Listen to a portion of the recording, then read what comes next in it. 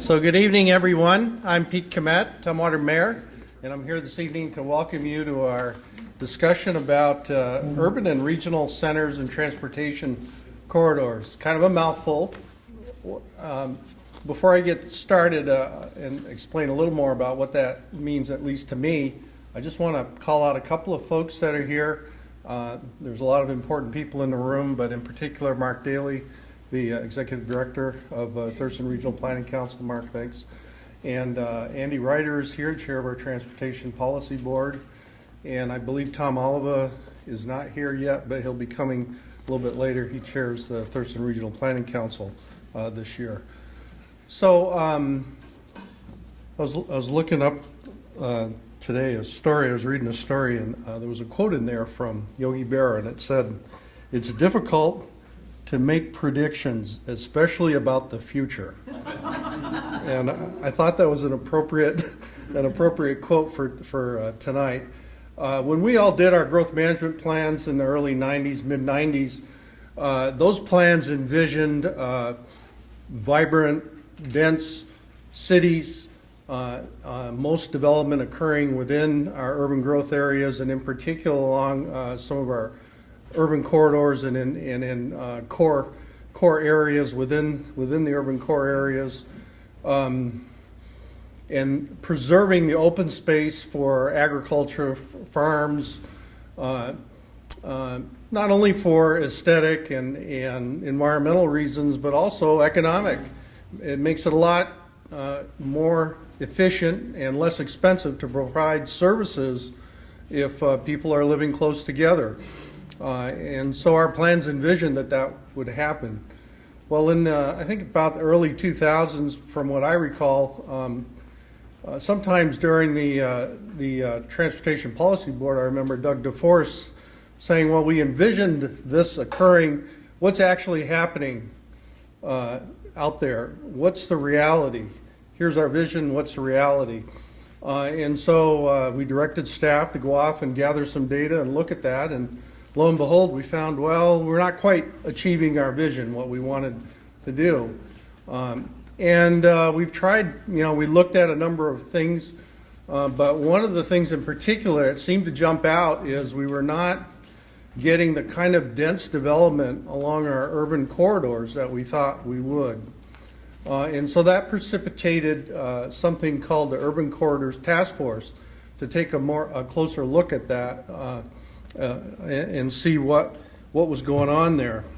And this was primarily focused in the North County. We were looking at the areas where there's the most frequent bus service and what could be done to encourage development along those corridors. Because if you're going to have dense development, you're not going to have a lot of space for cars and parking, and so you want people to be able to take mass transit, and so that was the idea. So in the case of Tumwater, we're looking at Capitol Boulevard up through Olympia as well, the Martin Way corridor from Olympia to Lacey. There were a lot of folks involved in this discussion as both part of the Vision Reality Task Force as well as this Urban Corridors Task Force. These are the general categories of folks that were involved. I think the key here is this just wasn't government folks. We brought in people from the private sector. We talked to realtors, to people who finance development, to developers, trying to understand why they make choices to develop where they do and what we can do to help steer that boat a little bit differently. In a nutshell, and there's a report that came out in 2012, I believe, which is now 5 years ago, there were some broad general conclusions that we reached, and they're kind of summarized here, that if we're going to be successful in achieving that vision, first, we've got to engage the public. The public has to understand and if you will, buy into that vision. Having dense development, as you know, or an apartment complex next to a single-family residential is a challenge, and so understanding the context for that can help, not always end up driving the discussion in that direction, but can help at least people who are neutral figure out why we're doing this and understand better where we're trying to go. We have to do, we learned that to make this happen, developers have said, look, communities also have to invest resources in those areas. They have to have the road system function and has to serve those areas well. But in addition to that, we should be looking at, as jurisdictions, investing in public spaces so that if you're going to have people in dense settings, they've got to have space to be able to get some relief, if you will. And so investing in public spaces or plazas, parks, things of that nature are an important part of that. And then lastly, you've got to have people who are going to champion this vision, not just staff, but the elected officials that are at the table are sometimes going to get some heat over individual developments, and they have to be there as champions. There also have to be private sector champions, and I think you're going to see that we're seeing that emerge here locally, particularly with some of the development that's occurring in downtown Olympia. So all of those things have to come together to make this vision that we've been trying to achieve happen. Like I said, it's been about 5 years since we started, since we issued that report. I know there have been some questions about, okay, so what's been going on? How have things actually been going? And so this evening is to take an opportunity to reflect back on those last 5+ years, see what work's been done, not only on a regional level, but by the individual jurisdictions, so that we can better understand where we're at and what we're trying to achieve. I think you're going to find, as you listen tonight, that we've actually made some pretty substantial progress in a number of areas, and not just in the North County, in South County as well. There's been a lot of work done to try and position us for this vision and make it a reality, and I think we're well on our way. So with that, I'm going to turn it over to Vina Tabbitt here from Thurston Regional Planning Council to talk a little bit about, in more depth, about some of the work that's been done on a regional basis before we turn it over to our esteemed panel here to talk about their work for each of their individual jurisdictions.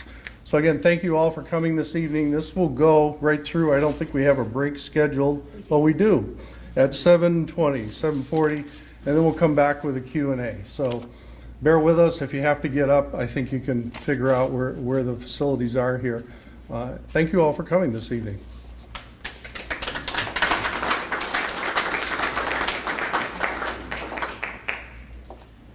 Hi, so thank you for coming this evening. So I'm Vina Tabbitt. I work at the Thurston Regional Planning Council. And I thought I'd talk a little bit tonight about some of the regional steps we've taken to get us where we are today. So one of the things I want to talk first about is our vision for our communities. We've got a collective vision. It's articulated in regional plans as well as the local comprehensive plans. It might have a little bit of different flavor in each of our local plans, but essentially we have this vision for distinct communities, for pastoral rural areas, for resilient small cities, healthy neighborhoods, our urban corridors, thriving urban corridors, and dynamic city centers. And all of them supported by the right mix of transportation facilities and services. So it's not one size fits all, there's just different mix of transportation and services that work for each of those communities. Before we get off, we'll talk a lot tonight about land use and transportation, but I do want to point out that these all fit in to create a sustainable community that supports health and human services and more efficient emergency services, affordable housing, all the other elements, robust economy, all the other elements that make a sustainable community. So it takes time to, I'm sorry, I'm a walker and I need to stay here, but it takes time. It takes time is one of the things we've learned to achieve our vision. So I'm going to take you back 25 years and talk about some of the important steps we've taken as a region to start to get there to all the great stuff that we're going to hear about that's happening today. So 1993, it was our first regional transportation plan after the Growth Management Act passed.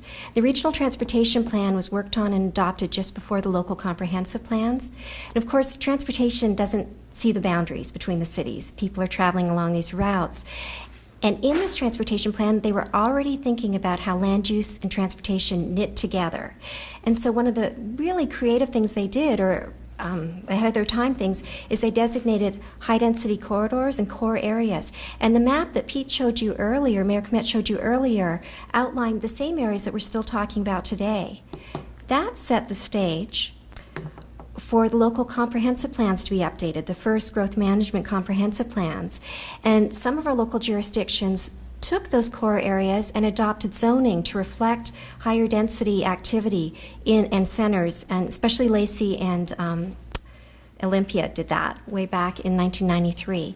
And that really set the stage to get the type of development that we wanted to see in these areas, development that would support a mix of, places where people could live and work and play and get around without having to depend on a vehicle. 1998 was an update of our regional transportation plan. In that, I think the region did something that I'm not sure if any other region in Washington has done. We designated those key areas as strategy corridors. That's a transportation designation, so while we called them high-density corridors on the land use side, strategy corridors said, well, within that roadway, we're going to expect more activity, more density, more congestion, but we don't want to widen those roadways. We want to keep them down to no more than 2 lanes in each direction. Now remember, but most of these are old state highways. They're already 2 lanes in each direction. So I'm talking about areas like Capitol Way coming up into downtown Olympia, Harrison going out to the west side, Marvin Road and Pacific Avenue. Well, our region decided we're not going to make those bigger to accommodate increased traffic that we're going to expect. We're going to keep to that footprint because we want to make sure we can cross them, that we're not breaking up neighborhoods on either side. But we are expecting more activity, so we really need to look at other strategies, not just to move people, or not just to move vehicles, but to move people as well. And key elements of these strategies is supporting transit, getting transit in there, making sure it's efficiently moving through, and making everything more walkable, making sure it's more bikeable, and also looking at efficiencies with technology like signal timing. So in 2003 to 2005, we convened something called the Urban Corridors Task, or the Vision Reality Task Force. Pete talked a little bit about that earlier. And that was a 10-year look back at our plans. And we said, well, are we achieving what is in our vision? And if not, why not? And as we mentioned before, that was a huge conversation with the community as well as the development community, with the folks that finance and build the type of things we were hoping to see in our plans. And through that process, we learned that we were making progress in a lot of areas, but one area where we weren't seeing the type of growth that we envisioned was along our urban corridors as well as in our city centers. And so a few years later, we convened an Urban Corridors Task Force to really dig into that deeper and find out what was happening there. And again, brought all those folks in together, said, what's happening? What are the market factors? And we learned that maybe our expectations that things would happen quickly were a little off. Maybe things do take time, but there are a lot of other things we could do to prep it up, including making public investments. Then in 2011, we all started working on a regional visioning plan. It was called Sustainable Thurston, and that gave us the opportunity to bring all these ideas and these implementation steps together in one plan and look at, and if you look at that plan, there's a whole chapter on community that lays out different steps to achieve the vision for those different types of community, not just the centers and corridors, but also the rural areas, and the small towns got featured in there. And then there's also other chapters on all those other topics I talked about earlier, housing and economy and emergency services, and it showed how it all knit together to create a more sustainable community and a more sustainable vision for our community. So we have made some pretty significant transportation investments. The one I'm going to highlight here is called Smart Corridors, and that was on the transportation end. And what we did was we funded all the Olympia, Lacey, and Tumwater and intercity transit to upgrade the signal software, the traffic signal software, so that the 3 cities could talk to each other and also talk to the intercity transit buses. And what it's going to allow us to do is program in something called an extended green. So to keep transit moving through these corridors, if they're coming up on a light and it's about to turn yellow, it'll just hold that green just a little bit longer to let the bus slip through so they can make their schedules more reliable, which should increase ridership. The other thing our region was very, very fortunate to do was we were very competitive with federal grants, and we received a large influx of funding this last decade to fund some corridor and district studies, and that's mainly what our panelists are going to talk about tonight. So I'm going to very quickly walk you through an overview so you can see the entire county picture before we dive into each community. So in 2010, we received a large federal energy grant, and one of the tasks was looking at removing barriers to infill and redevelopment, which was very innovative for the Department of Energy to recognize that was an important step. They also funded a whole bunch of other things, but that allowed us to do a brewery visioning project for the brewery, which is just down the street here, as well as update the development code in Tenino and Rainier. Then Tumwater funded a corridor study, the Capitol Boulevard, coming up Capitol Way, which is just out that way. Next up were 3 district studies funded by another federal grant. In Lacey, they looked at the Woodland District and developed a strategic plan there, building on a lot of past work that had gone on in that district. And I should say all these plans built on a lot of past work that's been going on locally. Tumwater, they developed a brewery district plan, a neighborhood plan that was a broader neighborhood, including this area. And in Olympia, they looked at the Martin Way area and looked at what transportation investments they could make to stimulate redevelopment of that area. The area is sort of south of the hospital, Martin Way. And then later on, Rainier and Tenino received funding so State Route 507 runs right through those small towns. And so they did some Main Street planning, and the idea there is to balance that through traffic with allowing that livable community and folks to have their downtown slow traffic down and create that nice mix. So they identified a whole bunch of investments, mainly on the transportation side, to really work with that highway and work with the Department of Transportation on slowing down and making that state highway their main street. Then in 2014, Lacey went back to the Woodland District and funded an update of the development code there. 2015, Olympia worked on their downtown strategy, and they also looked at the Kaiser-Harrison Opportunity Area on the west side of town. So you can start to see the maps filling in. We're getting activity in all those city centers and along much of the corridor here. And then finally, last year, we programmed out some federal transportation funding. And also Thurston County identified some areas for sub-area planning. So Yelm received some funding to do a corridor study in downtown Yelm. And then there was some transportation funding in Grand Mount and another Main Street study through the Rochester community, and then a sub-area plan for Rochester and Grand Mount. So a whole bunch of activity that's been going on this decade. You're going to hear about it tonight. And, one more slide. I'm not saying all of the planning led to this investment, but there has been a tremendous amount of investment in this decade in these areas. $293 million of public and private dollars that's been invested in these areas. And we'll have a list of all those specifics on our website. Just a tremendous amount of activity and partnership. So with that, I'm going to turn it over to Grant Beck, who is the planning director down at the City of Yelm, and he's going to talk to us a little bit about what's going on down there. Thank you.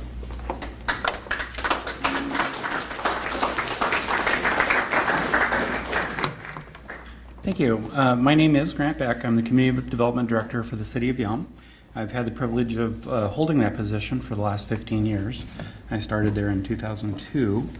I believe I'm going first because these guys ganged up on me, and because, as we like to say in Yelm, all roads lead to Yelm. So it is the center of the universe and the center of Thurston County, and we're going to talk about some of that tonight.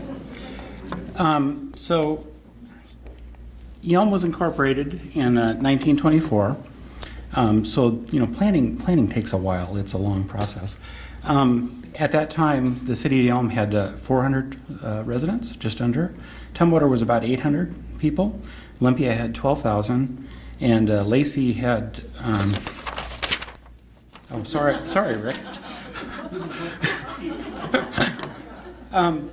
these numbers today are about 9,000, 24,000, 52,000, and 48,000. So the point is, the creation of urban corridors and rural centers is a process that began decades ago when we first settled in this area. The City of Yelm, in the City of Yelm, a lot of our success has come in the last 15 years. Coincidentally, that's the time period I've worked there. Those are not related. That's when things really took off because of a lot of the infrastructure planning and getting ready for implementation of the Growth Management Act took place before that time period. During that time period, our population grew from 3,800 to about 8,700 today. In the same time period, we've added 5 apartment complexes, 4 of which are within half a block of Yelm Avenue. These 400 units are significant in the city of Yelm of 8,700 people. So there's been quite a lot of growth and quite a lot of development, all of it being infill development within the existing city limits. As I alluded, a lot of that development was spurred by the planning choices that the previous city councils and planners made in really taking the Growth Management Act to heart and building the infrastructure to support urban development. So I reaped the rewards and the hard work in the permitting department from those decisions. More recently, we've focused a lot of our infrastructure planning and money into the downtown core. We've specifically focused on transportation planning investment in the past. Yelm Avenue has been completely reconstructed since 2002, with the exception of the downtown corridor, which is where we're looking next. Just in the past 6 or 7 years, we've constructed our public safety building in the downtown core. That houses our police department and our court and the city council chambers. We've completed the community center that opened last year, installed a new skate park right downtown. City Hall is obviously located downtown, and then we've also done a number of infrastructure improvements around Mosman intersection, including sidewalks linking Yelm Avenue all the way to Mosman on First Street, which is also Highway 507. In the future, we've got funding in the works for a splash park in City Park, as well as a brand new playground. Again, we're hoping that kind of investment spurs other development and retail development downtown. So those are the investments that we've made. We're now trying to link those investments with the development community by developing a specific downtown plan. So Vina alluded to the corridor plan that we're putting together. That planning effort is currently underway. We're going to involve the local businesses. We're going to focus on targeted improvements to improve the traffic through Yelm, which is a state highway and can get a little crowded when I-5 is backed up, which happens more and more often now. These guys coming back from the eclipse from Oregon caused significant traffic delays in Yelm. We've updated our development regulations to create a unified development code. Through that process, we looked at barriers to development in the downtown core, and specifically barriers to mixed use and mixed density developments, and removed those. That's going to be a continuous process of improvement, which will be incorporated into the downtown planning strategy as well with our local businesses. So we're looking forward to that. There's a lot going on. We've been putting together an economic development strategy, again focused a lot on the downtown improvements and what we can see down there. That is going to be the future of Yelm. And I hope to be here for the next 15 years to see it grow. I can't imagine what the city is going to become as a rural center in the next 15 years, because we've come a long way in the last 15. So thank you very much.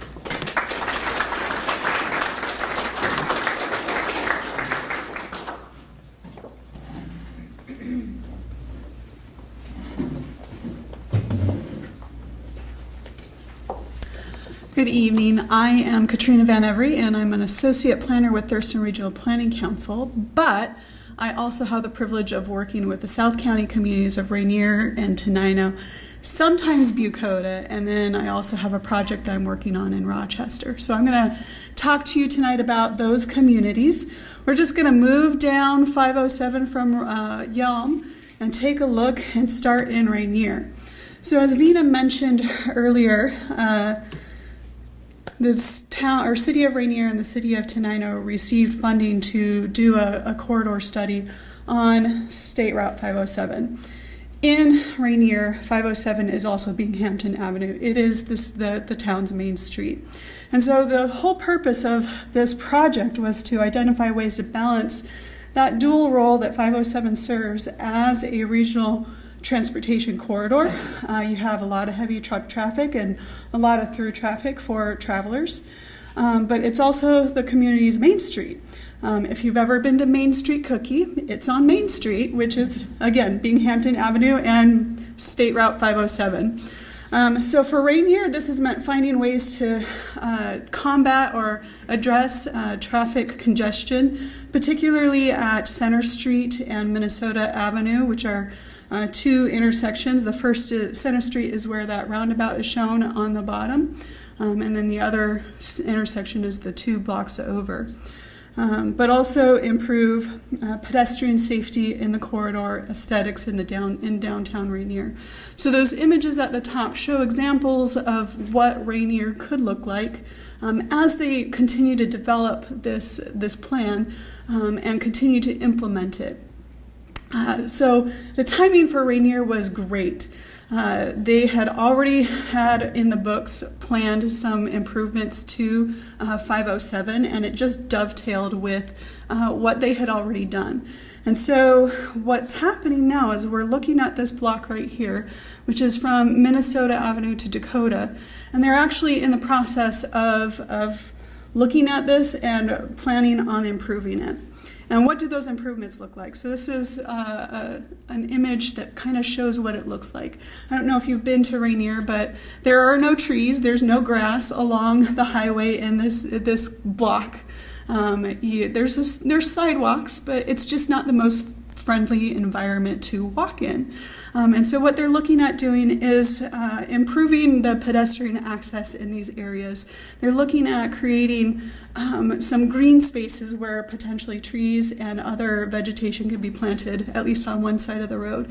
On the other side of the road, having that, narrowing the street a little bit. Again, we're talking about a small town, low development, wide highway, but having that on-street parking and maintaining that so that you get that more pedestrian feel for the community. So this is something that is going to bid next week, so it's in the works, it's happening. And so that's one of the exciting things about this project is that they're already seeing the benefits of having planned it out and starting something new. The other thing that I wanted to talk about was Wilkowski Park. So Rainier doesn't have too many parks. Again, it's a small city, so it's limited. But Wilkowski Park is the city's park, and it's near the Yelm-Tenino Trail. It's at one end of the downtown core, but it's really kind of awkward because a portion of it is owned by the city, but you've got this wide old railroad right-of-way where the Tenino Trail is at, and that's all owned by the county. And so what we have developing here, and it continues to develop over time, is this great partnership between the county and the city, where they've signed an agreement that essentially allows the city to call it their park, develop it how they want, they take control of it, and really put the movement forward in their own hands. So what's happened? Well, first thing, they've gone ahead and put in this play equipment. Yes, so in this image the map on the right, the lighter green are areas that the city owns, the darker green are areas that the county owns. So this is something that went in on one side of this stretch of green space park area. It's playground equipment. Really simple. The park doesn't have anything at this point in time. And you might ask, why is it there? Well, the city is really trying to be thoughtful about where they place these amenities that parks have. In this case, there are these soccer fields on the county portion just to the northeast. And a lot of the kids that are families that play soccer have kids that want to play, and they sit in the shade under a giant tree. So where's the best place to put this big toy? By the tree. The other thing that they're looking at is installing a basketball court. And again, really trying to be thoughtful about the placement of these amenities. Parks are a great place to hold public events and public festivals. And so they want to make sure that those spaces are still usable for that. But they also have limited access to playgrounds and sport courts such as basketball courts. And so a community organization has gotten together, they've got the funding to put in a basketball court. They've really thought about, okay, we want this to be near some of the facilities, but we want to make sure that it's visible so it doesn't, invite the wrong kind of activity.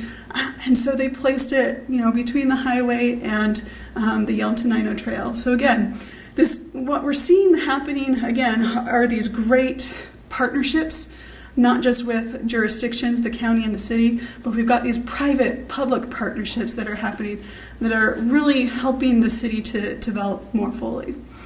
So, moving on down 507, we next come to Tenino. So again, part of that Main Street 507 planning process. In Tenino, Main Street 507 is Sussex Avenue. And if you've ever been to Tenino, again, a great town. You walk down that Main Street and you think, oh, this is so great. So one of the things that they're looking at doing is actually improving that pedestrian feel. I mean, it's got great bones and it's almost there, but there are some things that could be improved. And so they've taken that Main Street 507 information and they're looking at, okay, what are the things that we can do now to try and move that forward? One of the things that they've done is they've developed a facade improvement grant program. So it's really small at this point in time. There's only $3,000 in the pot. But any of the businesses along that corridor on Sussex Avenue in the historic district can apply for that funding to do facade improvements, to improve that pedestrian feel. On the bottom left-hand corner, you see an image of that was taken from Main Street 507, again, kind of giving you a feel for what it could be. And so hopefully with this, we're talking about another public-private partnership that, encourages the businesses to take ownership over their own destiny and improve their facades, thereby increasing foot traffic and getting more business, helping the city's bottom line. Some other things that are happening there are, the advocacy that the small towns need, they've got going for them in Tenino. So one of the frustrations for the community has been that they don't have a bank other than a small kiosk in the grocery store. The bank that was right next to City Hall has been closed for years, and it's been a big frustration for them that they can't attract another bank there. Well, the property was going up for sale, and the city advocated for itself, saying, look, I know Key Bank owns this, and they can put whatever clauses they want into that sale, but we need a bank here. This is not an appropriate property for anything other than a bank. So don't tie us down and prevent us from having a bank move in. And they were successful in advocating for themselves and making sure that that happened. By having that, that core keystone business in the community, it's just going to help them to develop further. The last piece of this idea of improving the downtown and Main Street 507 is actually Olympia Street. So a few years ago, the city received funding to improve the streetscape, the street itself. And so after that happened, they thought, hey, this is a great place for us to move our market, our farmers market. And so during the summer months, spring to fall, this is where the farmers market in Tenino sits. It attracts people and businesses and agricultural enterprises to the area.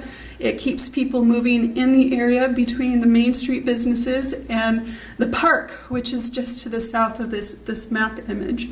And so that Olympia Street is a really good connector that draws people from the Yelm Tenino Trail, which you see in red here, and from the city's park, which is where, again, the trail runs through. We've got some good, again, partnerships between the city and the county, and bringing them into downtown. So one thing that you'll notice in most of South County is that there are very few park amenities out in the rural areas. And so places like Tenino with its quarry pool is a great focal point for these communities and these rural residents to gather and to enjoy those amenities that come with parks. So it really is, again, that tie between county and city. So what are they doing? You know, the city, again, is advocating for itself and recognizing that we've got this great amenity here. We need to make sure that everyone sees it as such. So they're connecting things. They're creating signage. They are creating gateway features that say, this is our park. This is what we're, connecting you to. So if you're on Main Street or coming through the farmer's market and down Olympia Street, hey, this is going to tell you this new archway is just installed. It doesn't have its sign up yet, but it will say Tenino City Park. Other things that they're doing, they have these great old buildings and spaces that are just ripe for opportunities for events. So they're clearing them out and trying to create spaces where things can happen. They're also installing signage that complements the historic nature of their community. So this is a sign that just indicates, hey, you're at the Quarry House, which is the community center. And then finally, the jewel of the park is the Tenino Quarry Pool. And so what you see in this little image here is a picture of the existing fencing, not existing anymore, previous fencing that existed last year. Razor wire and chain link. Not very inviting for a park. And what they've done again is created that archway that says, here's where you enter, here is a feature. And they've created or installed wrought iron fencing to complement again and just showcase how important these spaces are. So moving down 507 again, we're going to come to Bucota. Bucota, of course, as you know, is a small town. It is encumbered by a lot of things, including the Skookumchuck River. You've got the railroad corridor where they've got 80 trains coming through town every day. And you've got the highway on the other side of that. So it's less of a Main Street 507 community, but it still affects the community. And what's great about Bucota is that even given its size, less than 750 people, it has advocated again for itself and has developed this amazing community center. So here you see images of the front of the Bucota Community Center. It's got 2 storefronts below, and the community center itself is up above. They actually do use one of those storefronts for public meetings, and then their town hall in the image on the right shows the entrance to the public spaces on the upper floors. So this is a hefty investment that they took on, and they actually began renovations in 2009. So what this is showing are images of before the renovations began and what they have produced after. Many of you have probably been in that space, and it is just beautiful. What's interesting is that 90% of the renovations were done with grant funding. And the people who were able to get that grant funding was the town. They're the ones that went after it. They're the ones that did what they needed to do to advocate again for themselves and get that funding. The other project that's exciting in Bucota is a feasibility study for the Yelm Tenino Trail extension. So as you may know, the Yelm Tenino Trail terminates in the city of Tenino, and Bucota is not connected to any trail network. So the feasibility study would cover some extending the trail west to the end of the city of Tenino, but also south, either along 507 or another place down to Bucota. This is really something exciting because all the rest of our communities have these great bike lanes and bike paths and just really dynamic, and you can see how it's affected the communities, especially for Rainier and Tenino. So just having this opportunity to extend and take advantage of that is really great. And then finally, we've got Main Street Rochester. So this is the latest project that builds on Main Street 507. Rochester is not incorporated, and it has its own identity. So we were looking at trying to improve transportation safety and mobility. We're looking at trying to improve infrastructure investments or identify what's needed. And we're looking at improving the placemaking, identifying Rochester as a town or as a community. These are just some images that show kind of the challenges. You've got lots of truck traffic down this US 12. You've got kids coming out of school, riding their bikes against traffic right next to trucks. You've got these great pedestrian-oriented spaces that aren't well connected or are crumbling in infrastructure. So the county is looking at investing in this area again. So there's a lot happening in South County, and it's been really exciting to work with them. So we're going to take a step back towards Grand Mound and some of Rochester, and Shannon's going to take it from there.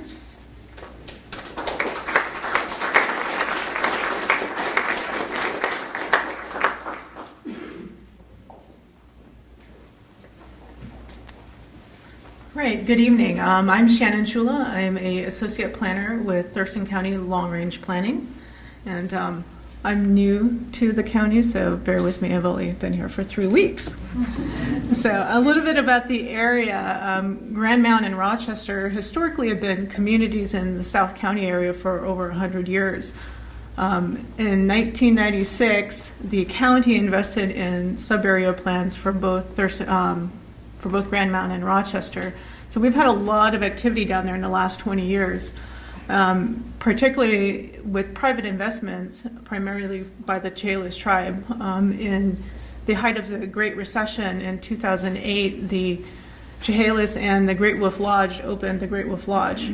And that really sparked a lot of the growth in that area.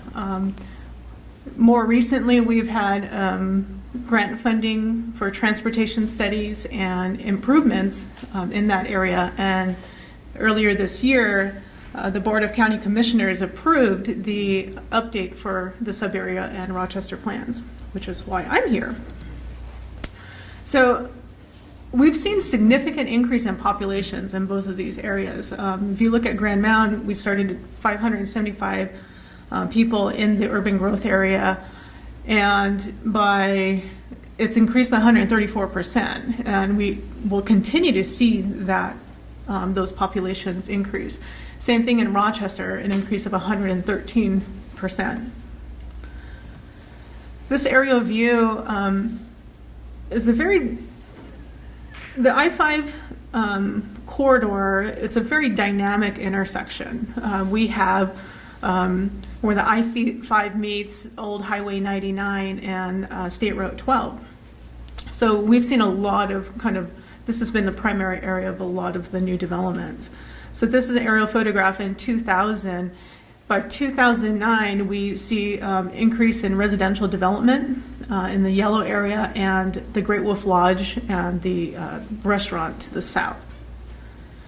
By 2015, we have more commercial development occurring at the intersection of Old Highway 99 and State Route 12. With Starbucks, McDonald's, those are the two main primary factors. You have a Starbucks and a McDonald's, you're going to have a lot of growth happening in that area. It's just. And then we also see a lot of residential development occurring again along Sargent Road. The tribe is continuing to have investments between the two circular areas. They are opening a Marriott hotel, and that's right now currently at over $6 million in investments. And there's soon going to be a distillery, restaurants, and more activity, commercial activity in that area. So what's next? Well, I was hired. That's, a good thing. And then we're going to be looking at a lot of the current conditions in that area. So in this fall, I'll be meeting with a lot of stakeholders and we'll be doing a lot of public outreach in conjunction with a comprehensive plan update. We hope to have a draft plan by next year. So it's great to meet you all, and I'm sure if you have any interest in this area, I'm sure I'll be talking to you in the next coming months. Thank you.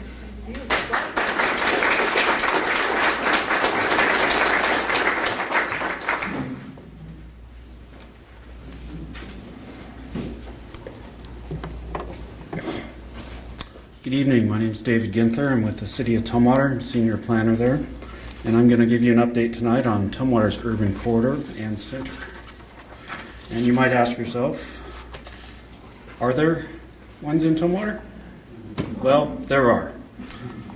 We've got Capitol Boulevard. If you drive up and down it, you'll notice it is an urban corridor. It goes basically the mile-long stretch from Trosper intersection on down to about Israel Road, and then we've got the Brewery District, which is the brewery complex and everything around that, including the neighborhoods. We've got a lot of work that we've been doing lately in the area. We've got sub-area plans for the district and the corridor. We've completed those. We've got special zoning, special design guidelines for both those areas. And more recently, we adopted the multifamily tax exemption program as one way to spur development in both of those areas. And that was approved earlier this year. And a planned action EIS was done for the old brew house in the vicinity of that facility. We also have a preliminary design, conceptual design for the E Street bypass, which is going to relieve it's going to be another way across the valley. It'll relieve a lot of traffic congestion, we hope, on the Custer Way area. Speaking of conceptual designs, here's a preliminary design for Capitol Boulevard showing the existing right-of-way, not expanding the roadway, but having a median, bike lanes, planter strips, and then the sidewalks, which would be quite an improvement. Of course, roundabouts would be required for this, and there'll be a few of them up and down the corridor. Brewery development. On a slide like this, I didn't put all these in expecting you to read all of them. I just wanted to show you there was a lot of stuff going on with the brewery redevelopment site. Most notably, it started back in about 2011, although things have been going on for a couple decades. 2011 was a brewery visioning project. And some of the other ones going on, the Craft Brewing and Distilling Center, the having a problem reading that at that angle. Planned Action EIS is a big thing. We're trying to get development going, so getting obstacles out of the way, getting red tape taken care of. And then lastly, the Tumwater Startup Center for the brewing and distilling. So we're seeing some things starting to happen. A lot of planning has been going on, though. Some capital projects which have been going on, as well as private projects. The ribbon cutting there is actually at one of the credit unions right on Capitol Way. It was built up to the street, multiple-story building, well, two-story building. Linderson Way. So while we're waiting for Capitol Boulevard to develop and get those bike lanes in, we have another path for bikes to go all the way down the length of that. It's adjacent to it and parallel with the corridor. So that was improved recently. There's the credit union, another pic of it, and then this is the U Street mid-block crosswalk.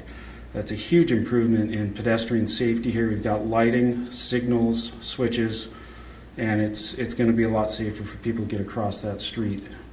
Plus the pedestrian refuge island in the middle. The Capitol, some of you may have noticed recently, the Capitol Boulevard is getting some resurfacing along parts of it. We had some night projects. I hear some clapping there. The road was getting a little bit rough there, so it's good to use federal grant money for that. It'll hold us over until we can get the roadway redeveloped. And lastly, the old brew house was deeded to the city, so the city's in charge of that particular structure. We have a few other things going in process here. The interchange, the I-5 Trosper Road Interchange Justification Report. How's that for a title? I'll show you a picture of that in a minute, but that is underway. The NEPA for it, the NEPA documents for it are also underway. The Capitol Boulevard, it's in the design and engineering phase. We have a Safe Routes to School grant in the amount of about $600,000 that's going to be improving one of the roads parallel to the corridor. That should help quite a bit with getting the kids to school safely. DOT site. We've identified that as one of the catalyst sites on the corridor, and we've still been working with the state and DOT to get them to where they need to be so they can get funded for their move. At that point, we'll see that site redeveloped, we think, at some point, and that will be a catalyst site for the corridor. So we've seen that happen in the other jurisdictions, along with up at Hawks Prairie, that used to be a DNR facility. And then over in Olympia, where the Lowe's is, that used to be a state patrol facility. So redevelopment of these key sites really does act as a catalyst in these areas. We're looking at doing some impact fee studies to see what we can reduce or delay for collection of those to help instigate some more development and reduce barriers to development. And lastly, we've actually got some work done up near Cleveland Avenue.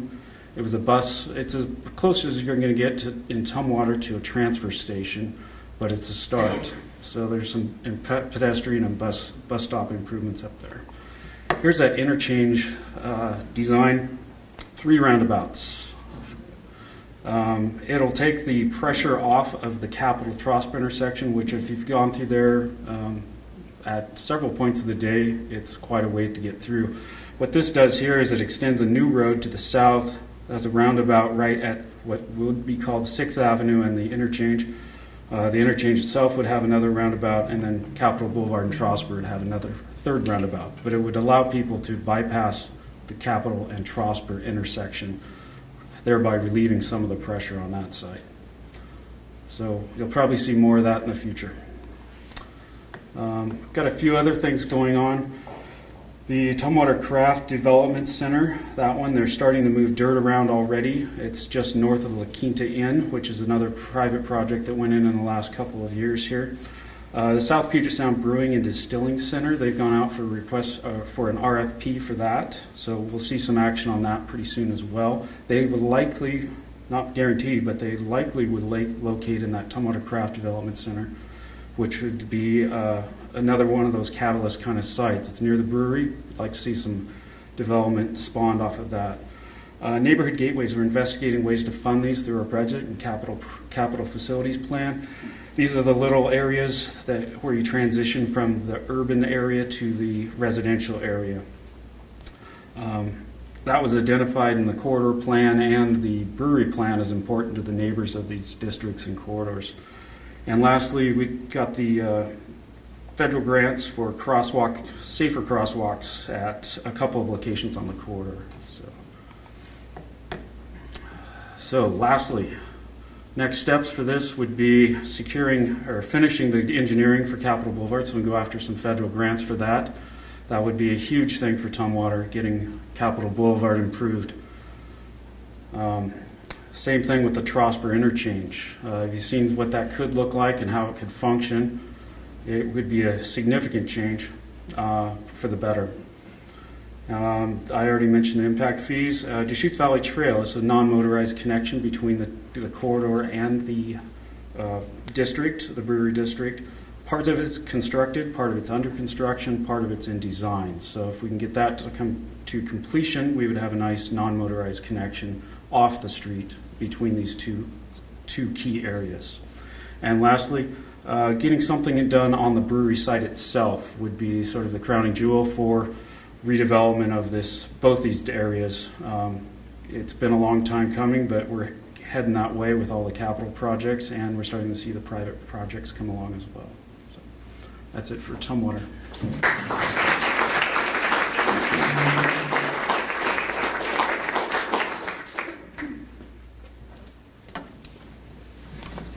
Thanks, David.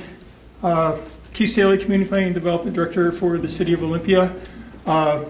They say it's better to be good than lucky, or better to be lucky than good. In Olympia, kind of feels like we're both, particularly right now. Things are going really, really well in our community and particularly in our downtown, and I'm going to talk a little bit about that this evening. My co-panelists here wouldn't yield all their time to me, so I don't really have time to go through all of the projects that we have ongoing in our community. But before I get into that, and you guys can read them, there are many, and each one of them has a unique story to it. On August 18th, in 2016, Jerry Parker died of a heart attack while on a bike ride in Montana. And for those of you who know Jerry, he was a very powerful advocate in our community for planning in our area, for planning. And shortly after his death, I was talking to some friends of his, and they mentioned that the morning that he left, they got together for coffee. And Jerry had a question for them. He asked them, what do you think the catalyst project is for the future of downtown Olympia? And after his death, a couple of them came over to my office and we talked about that, and I decided to write a guest editorial, and I thought I'd read at least a part of that here tonight. So if I could respond to Jerry Parker, I would have said it's 700 housing units. And the reality is, in the last year, since August of 2016, that 700 housing units is now 800 housing units in our downtown. So over the past few years, some 300 units have been constructed or are under construction in downtown, and more than 400 units, now 500 units, are in varying stages of review. By 2018, I anticipate more than 800 new units will be completed in our downtown. That's a pretty amazing, game-changing event. And to me, that defines what's going on in our downtown and what's going on along our urban corridors. The world, for better or for worse, is becoming an urban place. Just 2 years ago, the world's population became more than 50% urban for the first time in history, first time, ever. Same is true in Thurston County. We're becoming a more and more urban county. Today, 68% of the citizens of Thurston County reside in either the urban growth area or within a city boundary. 49.68% reside in one of the cities in an incorporated area. So momentarily, we will be a majority urban county. Could happen, probably happened yesterday. The images indicate some of the projects that are going on downtown. They're all great projects.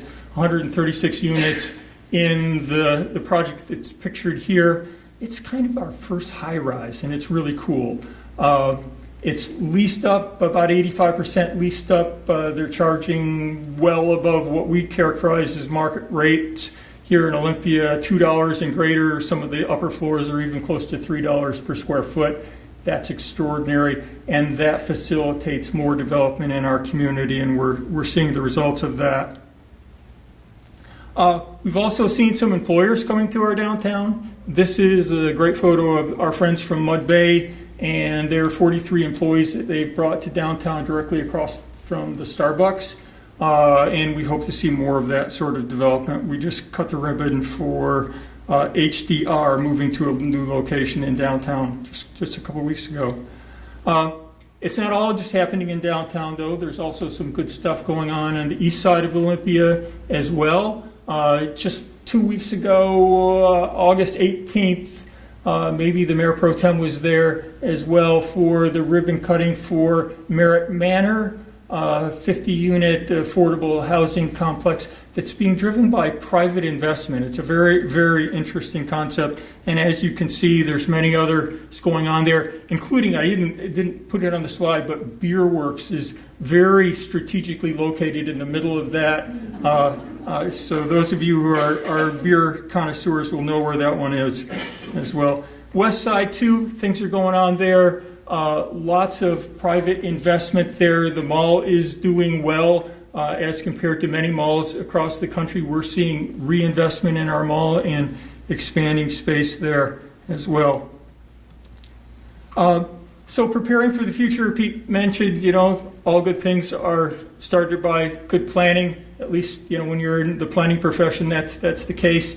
And we recently rezoned a pretty large area of our west side from planned office residential to our urban commercial, our high-density urban commercial, and we're hoping to see the results of that. And we already have with some of the projects that you see there, like the Don Juan's Restaurant and the Blue Heron Bakery in that little center there.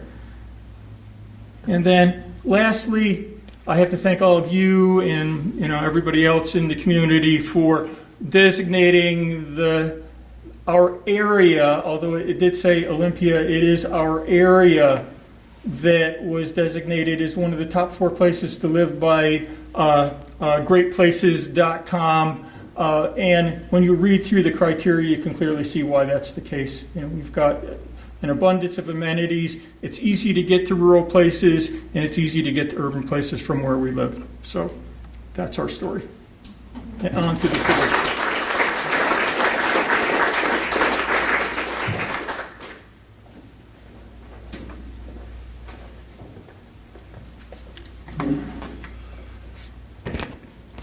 Good evening, everybody. I am Rick Walk. I am the Director of Community and Economic Development for the City of Lacey, and I really appreciate the panelists for letting me, getting up and me and going last. So as I mentioned the grant earlier, I get the last word, and so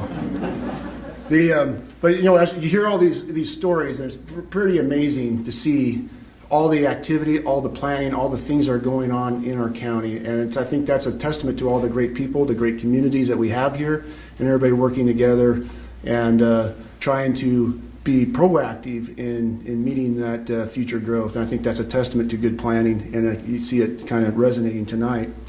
So tonight, again, my I guess the theme I'd put on with our experience in the city of Lacey is maybe 3 things. One, vision, partnerships, and also potential.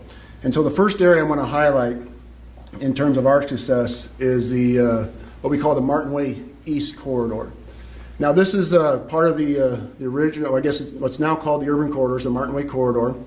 It was also designated the mixed-use high-density corridor back in the comprehensive plan designation back in the early 90s. And this is an area that a lot of people doesn't resonate with a lot of people, or people aren't aware of, because you're going to be out there either if you live out there, if you're going to River Ridge High School for an event, or if you're trying to avoid the backup on the Nisqually Bridge and the next 111, you're going to take a detour route down that way, or if you want to find some good curry, you can go out in that area and find some good Korean restaurants. So Martin Way East Corridor was, again, originally designated as the mixed-use high-density corridor. And the reason why I want to highlight this, because part of the conversation with the Urban Corridors program in the mid-2000s was there wasn't very many successes along the corridor, and I want to point to this as one of those few successes. This is an area that we haven't done a lot of specific sub-area planning. We utilized our existing implementation ordinances, our zoning code that was adopted in 1995, I believe, and really setting up the design and performance standards, looking at things such as maximum setbacks from the street, limiting development coverage unless you did certain things to expand, like having mixed use, connections from the neighbor or properties to in the rear of the property up to the front of Martin Way, promote those pedestrian corridors, getting some vertical scale, using plazas and hardscapes to connect buildings so you weren't having buildings separated by parking, those type of elements. And you think about Martin Way corridor and having a maximum setback or bringing buildings up to the street, and really was trying to change, not make it a storefront, but to try to change the old highway commercial style development, but bring the architecture of the buildings up to it and put the parking in behind. And so that's really the guidance we had to the private market. So a lot of activity occurred out here has been all private investment. And it started in the late 90s with the first subdivision, Wallingford subdivision. Then we had the Brittany Lane Apartments, which was about a 100-unit apartment complex, and then also the Town Lane binding site plan. And that was established in about 2000, and it's taken some time to develop out, but now you're starting to see it develop some of those office and commercial services. In the last couple of years, we've had several projects started or under construction, and those include some additional residential. We have the Mark apartment complex, which is about a 488-unit multifamily project on property that was designed with the front piece of Martin Way to include commercial, so you have a mixed-use site. We also have the Copperwood apartment complex, which is actually in the Thurston County's jurisdiction of that corridor. That's a 230-unit apartment complex that's being built currently. And then we had some other apartment complexes such as the Madison and Nisqually Ridge. But in addition to that, we've had some additional commercial, as I mentioned before, and recently the BioLife Plasma Center, and then also the Lacey Special Care Center. So to demonstrate that success, this area is about 160 acres in size. And about 142 of those acres are now developed. And some of that's still underdeveloped, but out of that 142 acres, we have about 300,000 square feet of commercial, office and service type uses, as well as about 1,600 residential units. And so that really is becoming a mixed use district into itself. One of the things we're trying to look at the transit corridors, and Martin Way being that transit corridor, is trying to get more density. And if you take the gross density of that area, it's now achieved about 10 units to the acre. If you just calculate it on a net basis of just those residential properties developed, I believe it's 18 units to the acre. So we're seeing some of the successes out there with the private investment and utilizing those visions that were created back in the early 90s. And it's just been one of those anomalies. One of the reasons I think this has occurred, especially over the last 10 years, is, again, everybody knows that we have a heavy influence with Joint Base Lewis McChord. And I think that has a lot of help because this area has now become its own little service area and serving the areas of the Meadows and Seasons down to the south, and as well as the Tanglewood East neighborhoods and those commuting north to JBLM. So again, I want to highlight too that we're starting to see some great restaurants out there, and that's really been an amenity to some of the office type uses that we're starting to attract as well. But again, in terms of the potential side of it, there's still ongoing potential because there's still several properties out there that are underutilized or have the original developments of back when it was a highway commercial. There's potential. There's an auto recycling center out there that could look at someday converting. So there's also ongoing potential that we can focus on and to see some success. And then here's a few pictures of some of the developments. The Copperwood Apartments, as you can see, they're right up adjacent to Martin Way. And then you have the Mark Apartments down in the lower right. And then this is a picture of Talon Lane fronting up a Martin Way. You can see the pedestrian corridors. We got the rear of the buildings actually have a front storefront design. And then, of course, the parking's around in the back, and all those buildings are collected with hardscapes and pedestrian corridors on the internal side of it. And then this is another shot of the Martin Way corridor. So next, I want to talk a little bit about the Woodland District. Again, here's an area that's established through vision, has the potential, and we're looking at those partnerships. The one thing about the city of Lacey, and I think it was mentioned earlier by Grant, is the city of Lacey is a young city in terms of its age. It's incorporated in 1966. At that time, in the corporation, we had the South Sound Mall. That was the activity center for the area. As time has gone on, because it's a new city, Lacey's never had that traditional downtown. And so it's always looked at trying to figure out how to develop and create that space. And I guess it came to an apex about in the late 90s with the effort for the Downtown 2000 plan. It was a very robust planning process, including charrettes and a lot of community involvement. And that really created that first step into converting this particular area, the Woodland District, transition it from an auto-oriented regional shopping center that it once was, to a mixed-use, 18-hour multi-use activity center that can draw some family-oriented entertainment, as well as office and commercial services. So with that effort, again, we're looking at foundational plans and layering those. We started to get some early success with some developments. Then, of course, the recession hit.